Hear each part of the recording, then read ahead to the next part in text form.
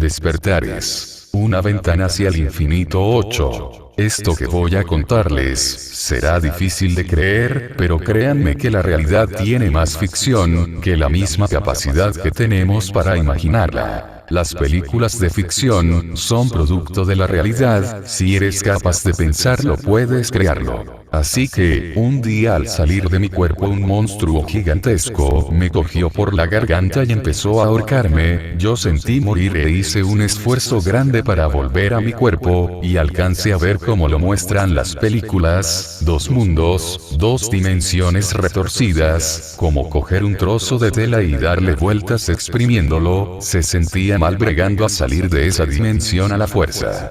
Demoré en hacerlo, lo que me parece muy raro, porque generalmente, lo que más cuido, es de no alterar la emoción, porque automáticamente se vuelve al cuerpo, en este caso tremenda emoción más fuerte. Haciendo fuerza para volver y tardé mucho en volver al cuerpo, qué contradictorio. Fueron unas 3 o 4 experiencias que tuve negativas, en 3 años, y salía prácticamente diario, se preguntarán, ¿por qué mi guía no estaba allí para evitarlo? Él estuvo a mi lado siempre, aun cuando no lo veía, y tal como un padre permite que su hijo caiga al aprender a caminar, es parte del proceso el aprender que hay cosas que cortan, otras que queman, que si te caes de cierta distancia te haces daño. Él sabía que lo aprendería, pero sé que cuando estaba en el astral me protegía. Eso es como un barrio malo, donde pueden haber peligros. Generalmente no estuve mucho allí, casi siempre estuve en dimensiones mejores.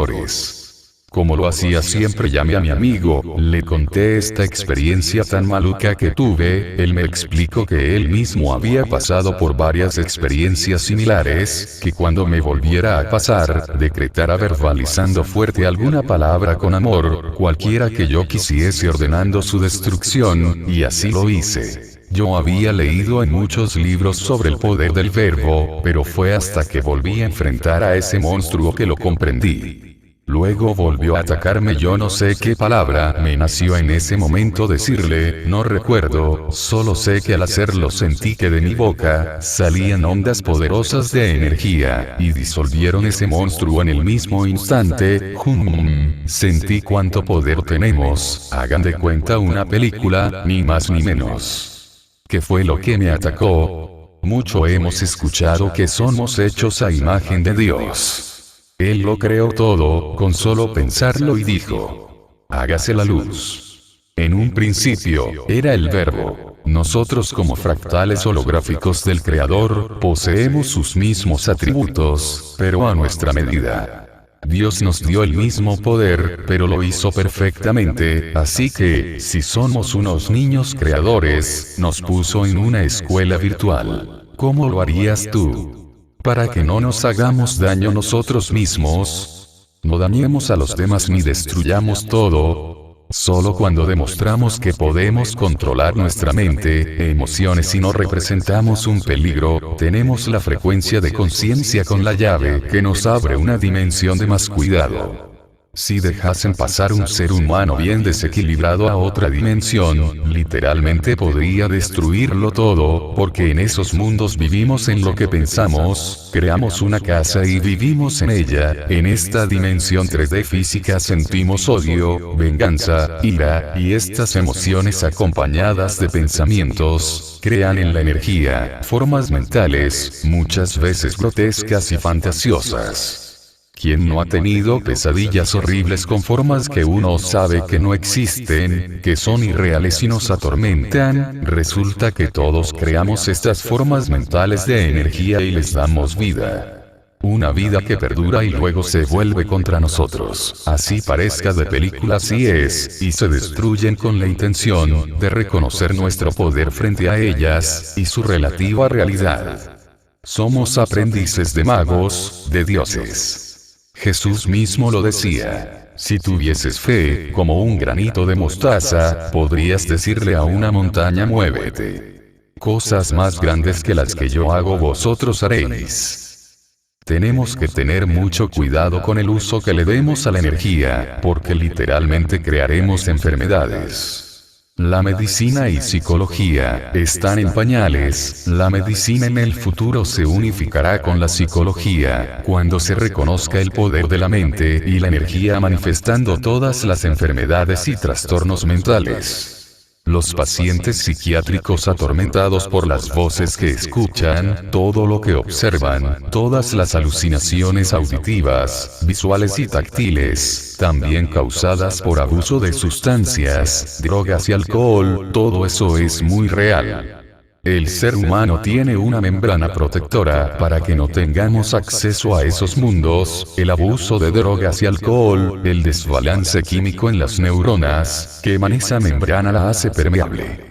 Se trata como enfermos a muchísimas personas que tienen cualidades diferentes, que no son comunes, que desconoce la ciencia. Las almas más avanzadas que llegan al planeta, tienen grandes dificultades para adaptarse, son sometidas a mucha discriminación, maltrato y medicación que antes les hace daño, se las etiqueta con diagnósticos como déficit de atención con hiperactividad, autismo y muchísimos otros trastornos mentales. Es paradójico que esas almas entre comillas, enfermas, muestren una inteligencia más avanzada, habilidades que desconocemos. Como, después de ciertos accidentes, los supuestos enfermos, manifiestan habilidades increíbles. Ya quisiéramos todos tener esas enfermedades milagrosas. Cuando se le da a un niño Ritalina, para mantenerlo dopado se le hace mucho daño.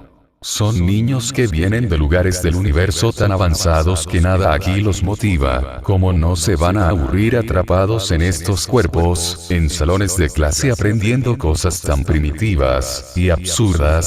Son niños superdotados, super creativos, que antes tendrían mucho que enseñarnos, si les brindáramos los recursos que necesitan. Si no los discriminamos, los etiquetamos, les hacemos bullying, se envuelven en sí mismos para protegerse, tienen grandes problemas de comunicación e interacción.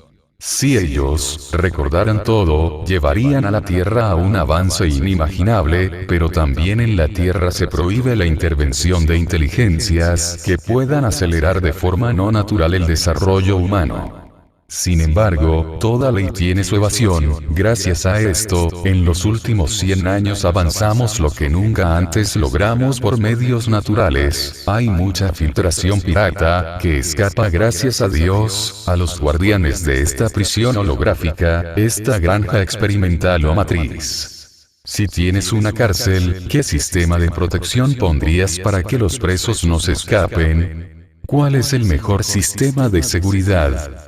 Es que nadie se entere que vivimos en una prisión, que no veamos las rejas, que creamos que tenemos elección, libertad.